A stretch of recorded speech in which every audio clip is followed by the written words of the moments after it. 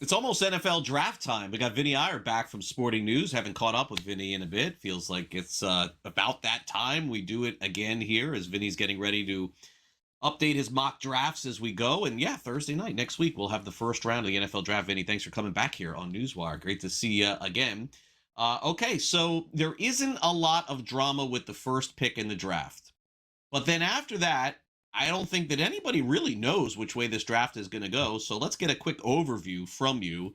After Fernando Mendoza, it feels like the top 10 is as much in flux as any top 10 we've seen in years. Yeah, and the first thing you look at is number 2 overall to the Jets. I mean, they're now rumored, and he's actually a betting favorite in the minus section, David Bailey, the pass rusher from Texas Tech, where we didn't know if Ruben Bain was the second guy off the board. We didn't know at some point if Arvell Reese was going to be up there.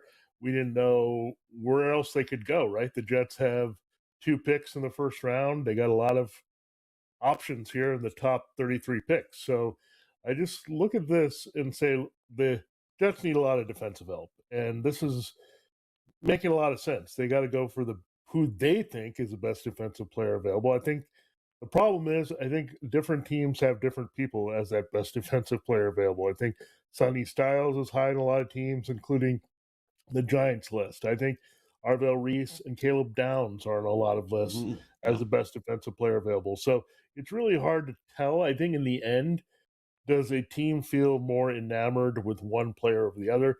David Bailey, if you watch him, he's very exciting. He is very explosive. He's a really good, actually, lateral cover guy as well. So you get a complete player as well. So I think it's going to come down for the Jets between Reese and Bailey, who they think can do a little bit more for their defense. Because, again, quite frankly, they need anyone who can do a lot for their defense at one position. So Yeah, Aaron Glenn is going definitely to be thinking that way for sure. Yeah, you would think that Glenn would want a defensive player too, but not all his decision, as we know, in that organization. All right, let's take a look at wide receiver here. I think that this brings up an interesting question between Jordyn, Tyson, and Makai Lemon. Both of these players getting steam as we head into the draft.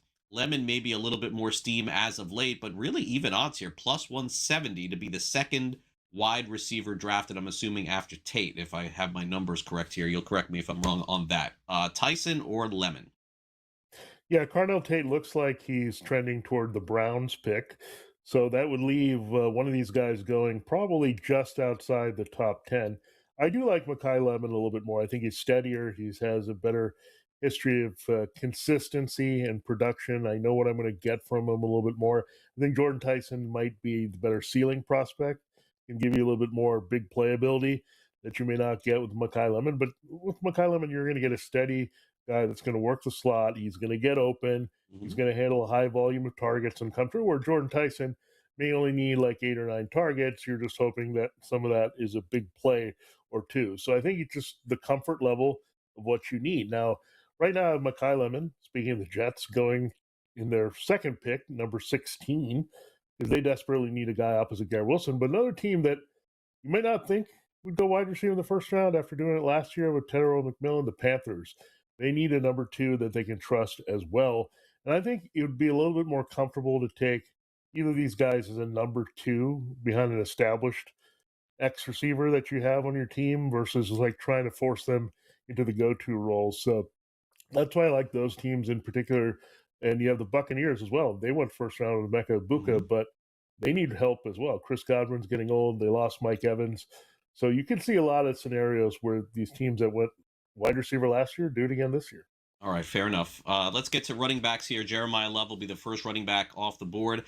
Something tells me, Vinny, and I don't know who it is, if it's the Cowboys or the Vikings or someone else. Something tells me someone's going to draft up to get Love. I know the Titans are the favorite here, and they're the easy spot. I just did a dynasty draft, and nobody wanted Pollard. I'm like, I wonder why, because everybody's thinking that Love is going to end up there. I have a sneaky suspicion that it's going to be a surprise team on Love. I don't know. Just a gut feeling here.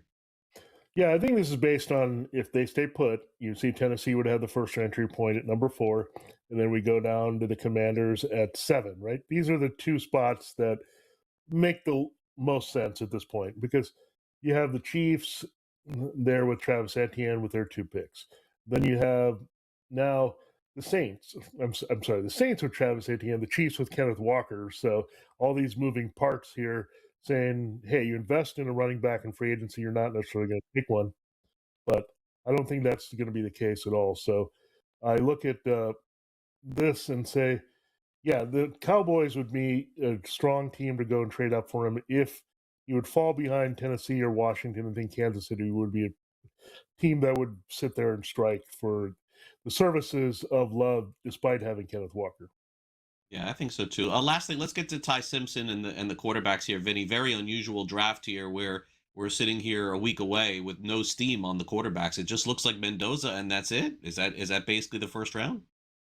Yeah, right now Ty Simpson is favored to go to the Cardinals at 34 or the Jets at 33. So that would say, yep, I think you're going to get Mendoza. And I think top of the second round is where I would look for Ty Simpson to go right away. All right, Vinny. Great stuff as always. We'll see you next week for the draft. Thanks again. I think